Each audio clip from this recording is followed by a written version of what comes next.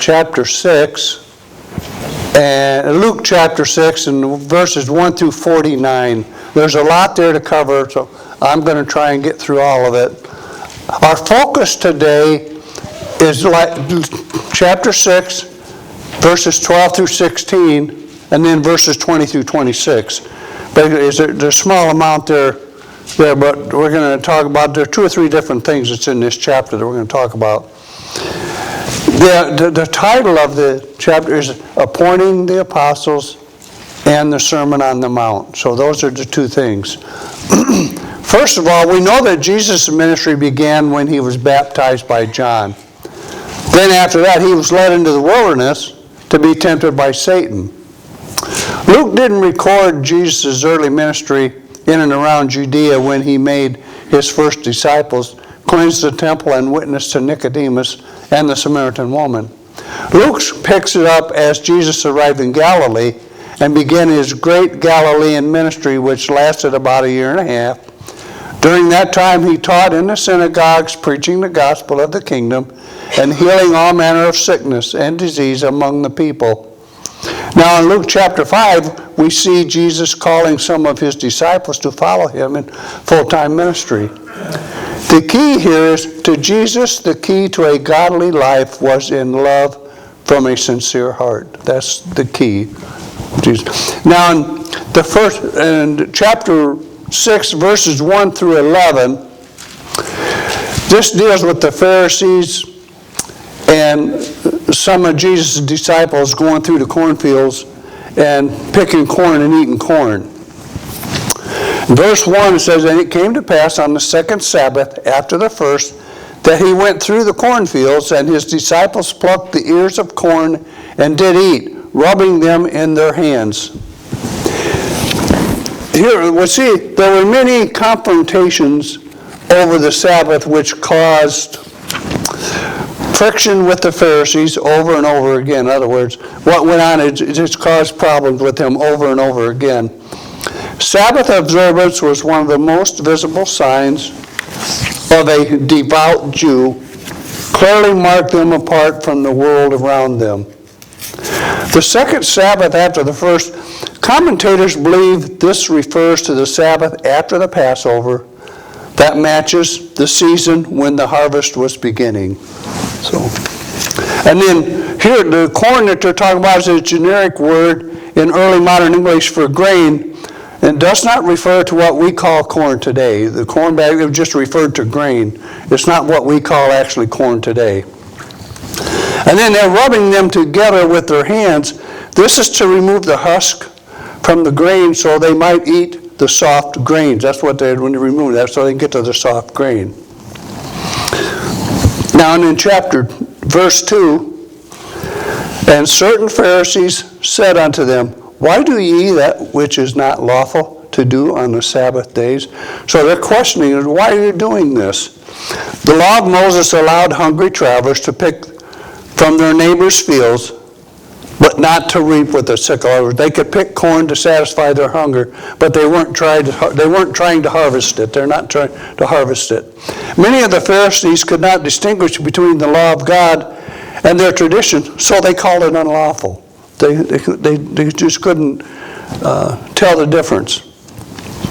Now in verse 3, Jesus answering them said, "Have ye not read so much as this, what David did when himself was hungered, and they which were with him?"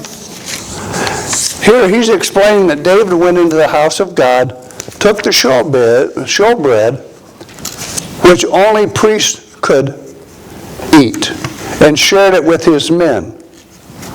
By using David's example, Jesus shows that fulfilling a basic human need, like hunger, was justified even if it seemed to break a religious rule. In other words, supplying the need of hunger was more important than any ridiculous rule. That's what he was explaining. And now in verse 4, how he went into the house of God, this is continuation of verse 3. How he went into the house of God and did take and eat the showbread, and gave also to them that were with him, which is not lawful to eat, but the priests alone. His disciples, they were picking and eating grain on the Sabbath, which the Pharisees considered unlawful work. Again, Jesus is defending his disciples by recounting how David, in a time of hunger, went into the house of God, the tabernacle, and ate the consecrated showbread of presence that was reserved for priests, even giving it to his companions. Again, this story is highlighting that the human need hunger and mercy takes precedence over strict rulistic observance of the law. He's emphasizing that the hunger is more important than obeying what the law says. You're satisfying your hunger. Now in verse 5, and he said unto them, that the Son of Man is Lord also of the Sabbath. Here Jesus is identifying himself as the king who of all the regulations exist to serve. And you notice the Sabbath is the only one of the Ten Commandments not reiterated in the New Testament, but instead is transformed under the law, under the new covenant, to be a rest from our work, rooted in our faith. Hebrews 4:10 tells us, for he that is entered into rest, he also hath ceased from his own works, as God did from his. Now we know God wasn't tired, but he instituted a day of rest that you just rested on that you didn't do anything.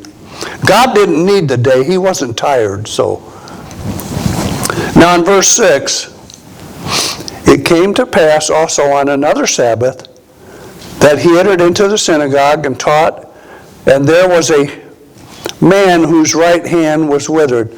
No, we're not talking about the same Sabbath as we just said. This is a different Sabbath that they're talking about. And then he says, it came to pass on a different Sabbath. Here, his hand was dried up without strength, totally paralyzed.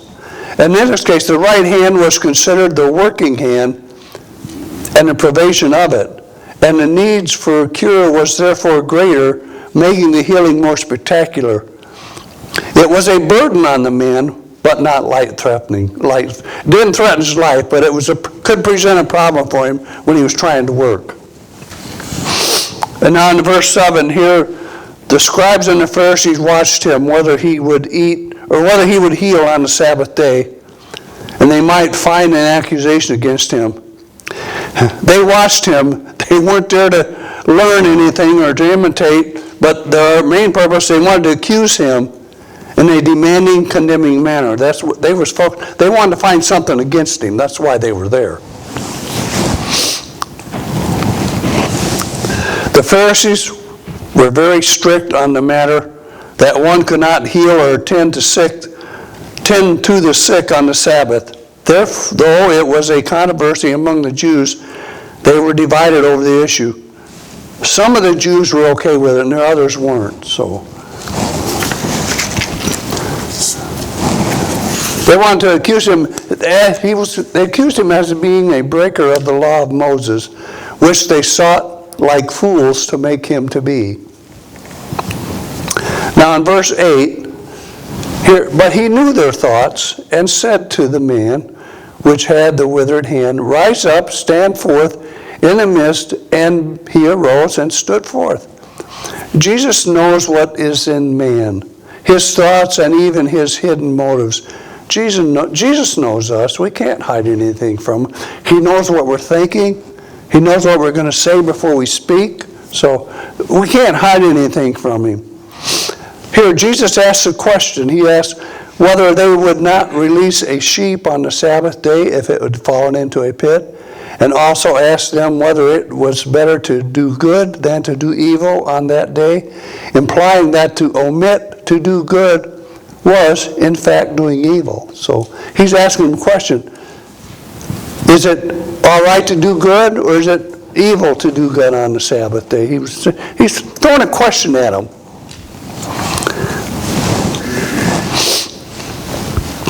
And then in verse 9, then said Jesus unto them, I will ask you one thing. Is it lawful on the Sabbath day to do good or to do evil, to save life or to destroy it? The Pharisees, they were hard at work. They were looking for an opportunity to destroy Jesus and to do evil. Their main focus, they wanted to find a way to get Jesus out of the picture. That's what their main focus was. And in verse 10, and looking around about them all, he said unto the man, stretch forth thy hand. And he did so, and his hand was restored whole as the other. If you notice here, Jesus didn't do any work. He just simply spoke, and his hand was healed. Just like Jesus spoke the world into existence. He didn't have to do anything. He just has to speak it, and it happens. And here, Jesus asserted his authority as Lord of the Sabbath, showing that acts of mercy and life-saving are more important than strict man-made rules. The miracle highlighted Jesus' deep compassion for individuals and his divine power to bring complete restoration, foretelling the healing of the coming kingdom. Jesus' public display exposed the harshness of the Pharisees, who instead of rejoicing became furious and plotted against him, revealing their hearts were hardened by self-righteousness. So they were figuring they didn't need any of this. They figured they were good enough. And they was at the point, they was really, really angry and upset. There was nothing that was going to change their minds now. Now in verse 11, and they were filled with madness and continued one with another what they might do to Jesus. So they're at the point now, there's no reasoning with them. They already made up their minds with rage. They already made up their mind what they're going to do. You couldn't talk to them or reason with them. And we will either be his servants or his rebels. There's no in-between ground. You're going to be one or the other. You're either going to serve him or you're going to be against him. It is madness to try and overthrow the one who can heal with a look and who made the galaxies with a word. But here, the point, but sin is what makes man mad. The sin is what hurts you. It gets you to a point where all you think about is getting even with someone or doing harm to someone. Now in verse 12, we start here in the lesson with he's starting to calling some of his apostles. And now in verse 12, and it came to pass in those days that he went out into a mountain to pray and continued all night in prayer to God. To me, the thought that Jesus prayed all night is amazing to me. I don't think I could do that. Not constantly all night long. I couldn't keep my focus that long to do it all night. But it's amazing that Jesus could go out and pray all night long to the Father. And here, Jesus knew that choosing the men who would lead in his continuation of his ministry was an important one. The men he chose causes us to think about the men he chose. It would cause us to question his decision. Does this man know what he's doing by the people he's calling? These men, they were common men with nothing to draw people to them. There was nothing to stand out as men that would draw people to them. And they were considered to be the lowest class and uneducated, about as low as you could get, the men that he was choosing. Now in verse 13, and when it was day, he called unto him his disciples, and them he chose 12, whom also he named apostles. Here now, Jesus is ready to choose his 12 primary disciples out of the great many who have been following him. Even though Jesus pulls out 12, many in the multitude shall still follow him for part of his ministry. At least 2, Barnabas and Matthias, witnessed all of it. In other words, they seen all of this take place. These 2 did. And then in verse 14, Simon, who is also named Peter, Andrew his brother, James and John, Philip, and Bartholomew. And now in Luke chapter 6, verse 14, it isn't just a list but a foundational moment, showing Jesus is forming his core team, empowered by God to spread his message through ordinary individuals he transformed and sends out. So the men he chose, they're important. Jesus chose them all for a reason. He had a reason for his choices. And then in verse 15, this is the rest of his apostles, or Matthew, Thomas, James, the son of Alphaeus, and Simon, called Zealots, or Zelotes, one or the other. And you notice Jesus calls people from very different walks of life. He had a tax collector, zealots, to form a cohesive group showing God's kingdom's welcomes all. And God's kingdom welcomes everybody. He doesn't leave anybody out that wants to come to him. He'll accept them. Now in verse 16, and Judas, the brother of James, and Judas Iscariot, which also was the traitor. Jesus spent the night in prayer before choosing them, signifying that these were divinely selected in seminaries, not accidental choices. Each one of these men played a part. Even though we know that Judas Iscariot betrayed Jesus, that was part of the plan. That had to be part of the plan. Now in verse 17, and he came down with them and stood in the plain, and the company of his disciples, and a great multitude of people out of all Judea and Jerusalem, from the east coast of Tyre and Sidon, which came to hear him and to be healed of their diseases. So people from all around came to hear him and to be healed by those that were sick. This is introducing Jesus. The Sermon on the Plain could have also be the Sermon on the Mount. I think they're both the same thing, they're just worded different. Where he stands on a level place before crowds from Judea, Jerusalem, and surrounding areas, ready to teach and heal. He's blessing the poor, the hungry, and the sorrowful, while warning the rich. He's doing two things here. And in Matthew chapter 4 and verse 25, and there followed him great multitudes of people from Galilee, from Decapolis, and from Jerusalem, and from Judea, and from beyond Jordan. So there were people all around that followed him. Now in chapter 6 and verse 18, and they that were vexed with unclean spirits, and they were healed. The term vexed here is to be deeply troubled or tormented, annoyed or distressed, often by persistent problems or spiritual struggles. That's what the word vexed means here. Now in verse 19, and the whole multitudes sought to touch him, for there was virtue out of him, and he healed them all. They just wanted to touch as he poured out his virtue or power.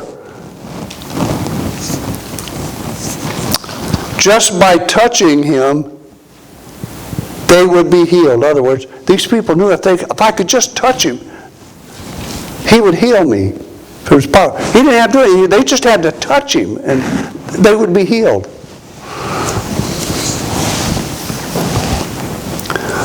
Now in verse 20, and he lifted up his eyes on his disciples and said, Blessed be ye poor, for yours is the kingdom of God. Here I think he's starting with the Beatitudes that we have here, if you'll notice.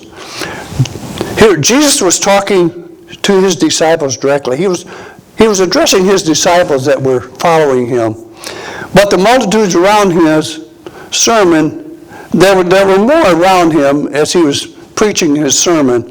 It was not directed toward them. Most of Jesus' audience was poor according to today's standards.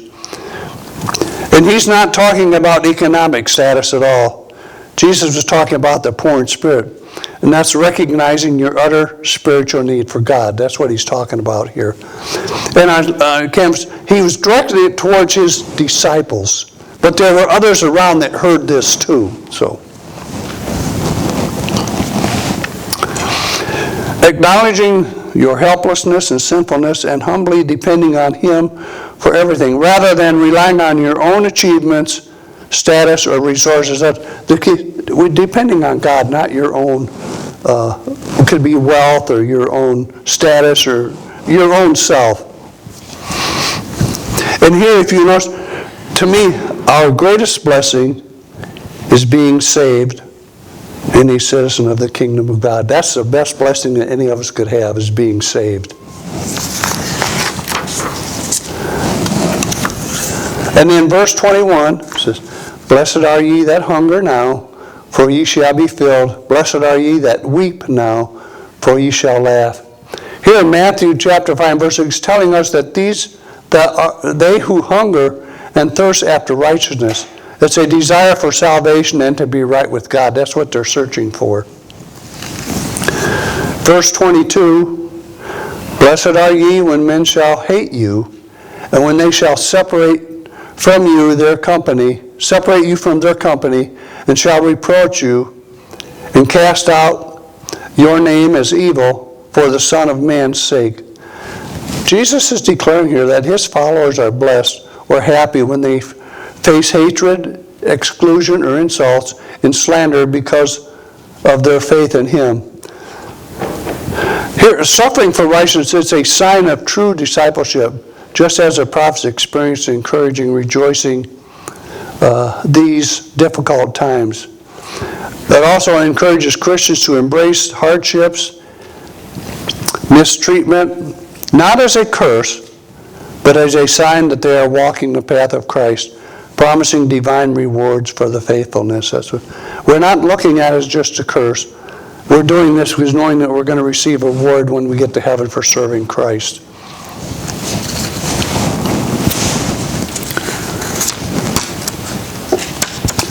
Now in verse 23, also he says, "Rejoice ye in that day, and leap for joy, for behold, your reward is great in heaven. For in like manner did their fathers unto the prophets." Telling followers to be glad and weep for joy when hated or excluded because of their faith, as their great reward in heaven awaits in heaven, just as the prophets of old were treated. Now this isn't about enjoying suffering yourself. Nobody enjoys to suffer themselves, the actual suffering. Nobody likes that. Nobody enjoying that.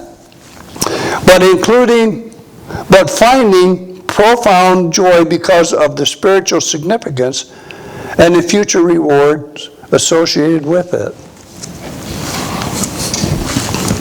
Now in verse 24, he starts talking about the woes. "But woe unto you that are rich, for ye have received your consolation." The term woe here is an expression of grief and pain brought on by disaster or judgment. That's what woe is referring to here.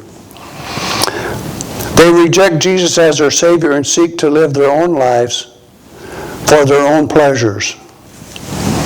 And then in verse 25 he says, "Woe unto you that are full, for ye shall hunger.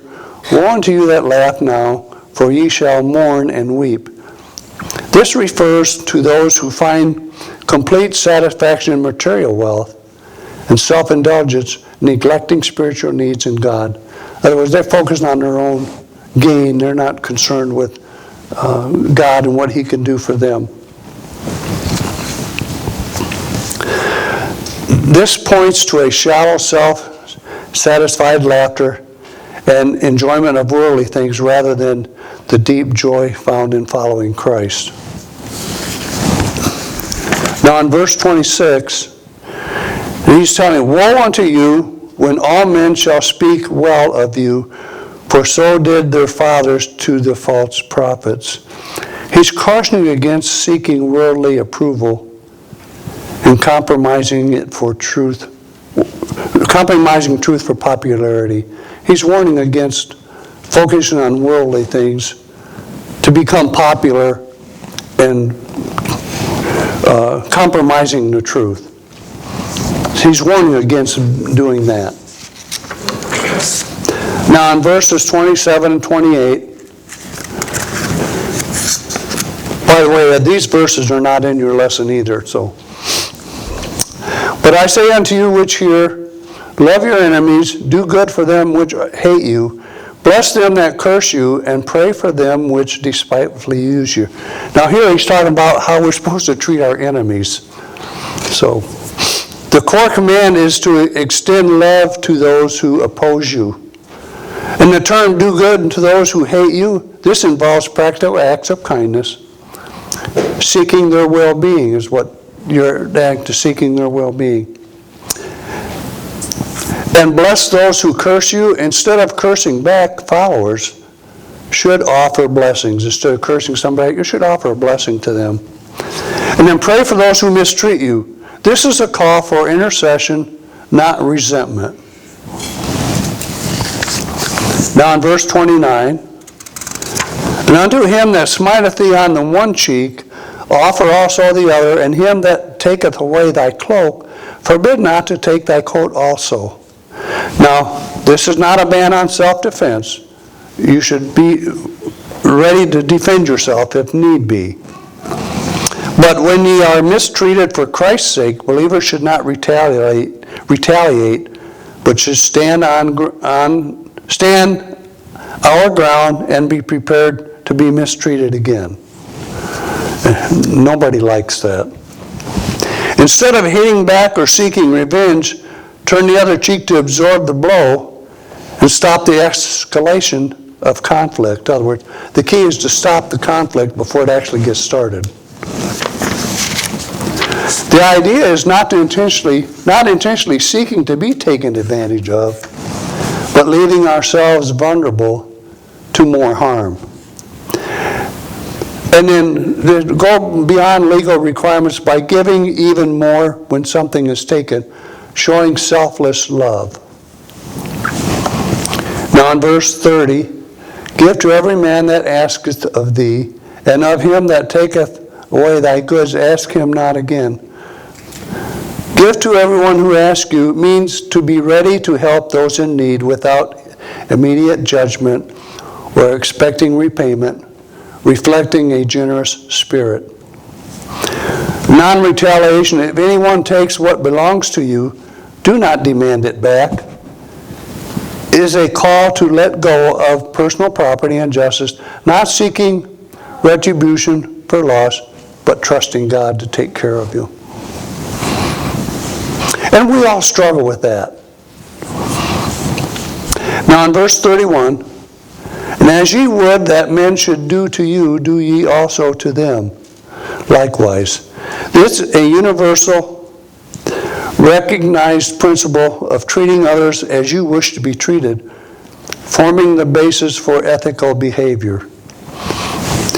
Jesus is challenging us to love our enemies, do good to those who hate them, and lend without expecting return, mirroring God's kindness to the ungrateful. In other words, the main point, we should never expect anything in return when we give to anybody or lend to, don't expect to get anything back. God will take care of it. Now in verse 32 and 33, I got those two verses together. For if ye love them which love you, what thanks have ye? For sinners also love those that love them. And if ye do good to them which do good of you, what thanks have ye? For sinners also do even the same. He's outlining how we should live. He's outlining here how we should live. It means Christians are called to love like God does unconditionally. If you only show love to people who are nice to you, you're no different from anyone else if you do that. The real test and reward comes from loving those who don't love you back or who oppose you. That's the hardest thing to do, is to show love to someone that doesn't show love back to you, or it's always opposing you or going against what you're saying. It's hard to show them love. Now in verse 34, if ye lend to them of whom ye hope to receive, what thanks have ye? For sinners also lend to sinners to receive as much again. Jesus is calling for supernatural generosity that goes beyond normal human reciprocity expecting nothing back, which demonstrates a heart like God's. And in verse 35, but here again he's telling us, but love ye your enemies, do good, and lend hoping for nothing again, and your reward shall be great, and ye shall be the children of the highest, for he is kind unto the unthankful and to the evil. Jesus, God, they show kindness to everyone. It's not just the good people. They show kindness to everyone. Love your enemies, that's example. Jesus expands on loving your neighbors to include those who actively oppose you. That's what we've been talking about. And do good to them. Actively work for the welfare of those who hate you. And lend without expecting anything in return. Give generously even to those who can't repay, unlike worldly systems that demand surety. And then our great reward, following this path leads to a significant heavenly reward. And in turn, become like God. This is a behavior that mirrors God's own character, as he is kind to the ungrateful and to the wicked. So it shows God's kind to everyone. Verse 36, be ye therefore merciful, as your Father also is merciful. The idea here is to imitate God's fundamental attributes of mercy, which means showing deep compassion, kindness, and forgiveness. That's what we're supposed to do. Verse 37, judge not, ye shall not be judged. Condemn not, and ye shall not be condemned. Forgive, and ye shall be forgiven. This isn't about abandoning discernment, but warns against harsh, hypocritical judgment and condemnation, but instead encouraging charity, giving the benefit of the doubt instead. In other words, we can judge, should we be doing this? But don't judge a person saying that they're going to do this, or the only reason they're doing that is to gain this. We're supposed to stay away from that kind of judgment. Now in verse 38, given it shall be given unto you, good measure, pressed down and shaken together, running over, shall men give into your bosom. For with the same measure that ye give, that ye meet, with all it shall be measured to you again. If you notice, this scripture is used a lot when they're talking about giving. And so I've seen that over and over. They bring the scripture out when they're talking about giving, and that you can't outgive God. God can always give you more. This is teaching that the measure of kindness, mercy, and resources you give to others will be given back to you in abundance. Pressed down, shaken together, and running over emphasizes that your standard of giving determines your standard of receiving, both spiritually and practically.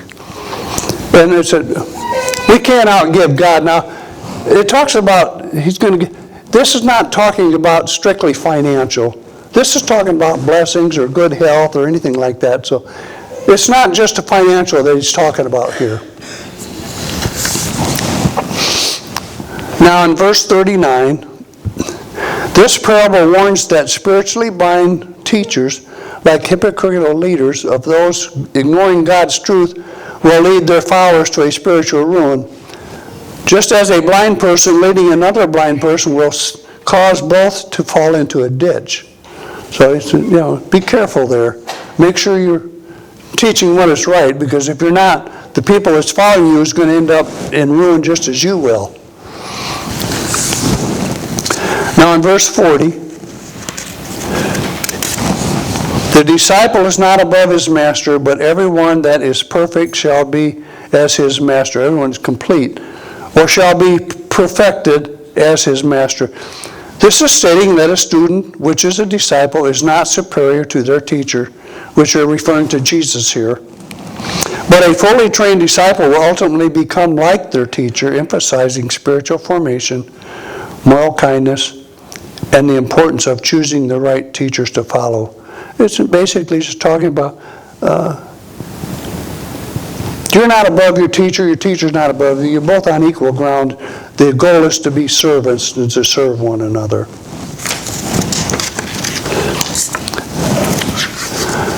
Verse 41, why beholdest thou the mote that is in thine brother's eye, but perceivest not the beam that is in thine own eye. This often, it means we often notice small flaws, which is referred as specks, is what it's, in others, while ignoring much larger sins in ourselves. We should first remove our own significant faults before trying to correct others, ensuring humility and self-examination before offering help. Be sure your life is clean before you go trying to help somebody else clean up their life. Verse 42, either how can you say to thy brother, brother, let me pull out the mote that is in thine eye, when thou thyself beholdest not the beam that is in thine own eye? Thou hypocrite, cast out first the beam out of thine own eye, and then shalt thou see clearly to pull the mote that is in thy brother's eye. The issue here is not judging, but it's judging rightly. Make sure you're judging the right way. Our sin keeps us from seeing others clearly. Before we can help others, we must be cleansed ourselves. Now in verse 43 and 44, for a good tree bringeth forth fruit, not forth corrupt fruit, neither doth a corrupt tree bring forth good fruit. For every tree is known by his own fruit, for the thorns of men do not gather figs, nor do of brambles bushes gather they grapes.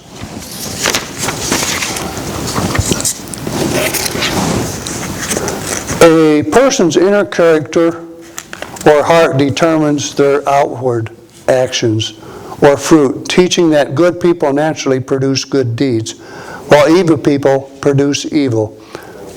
You can tell the quality of the tree by its fruit, not figs from thorns. In other words, a person that does good is going to do good, and a person that does evil, they're not going to do good, they're going to do evil. You can't cross over. It's like the fruit. A fruit tree, a good fruit tree is going to produce good fruit. But if you have a bad fruit tree, it's not going to produce any fruit at all. It's going to produce bad fruit.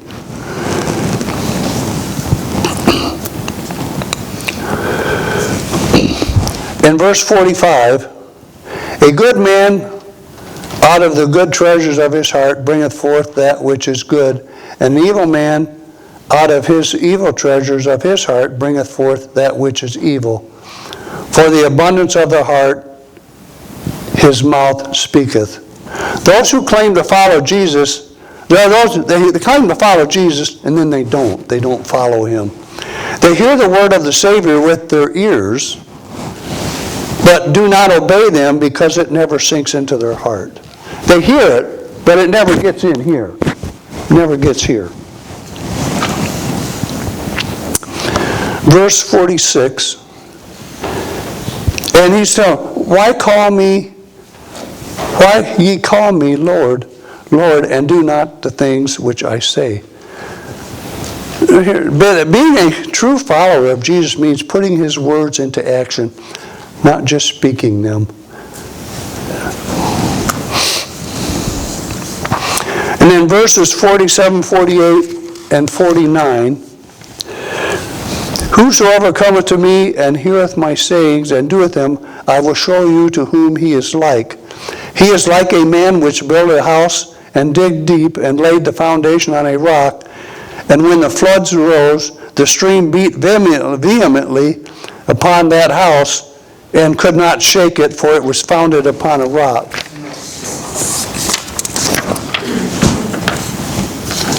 And then verse 49, but he that heareth and doeth not is like a man that without a foundation built his house upon the earth, against which the streams did beat vehemently, and immediately it fell, and the ruin of the house was great. Here the hearing versus the doing is, Jesus is highlighting that merely coming to him and hearing his teachings isn't enough. Genuine discipleship involves putting these teachings into practice, acting on them.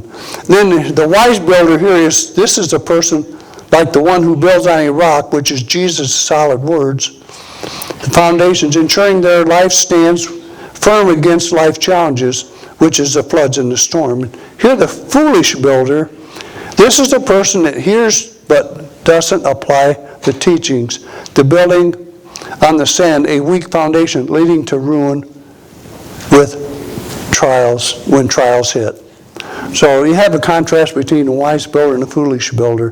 What happens to that? So, and that's all that I have for today. So, do we have any comments?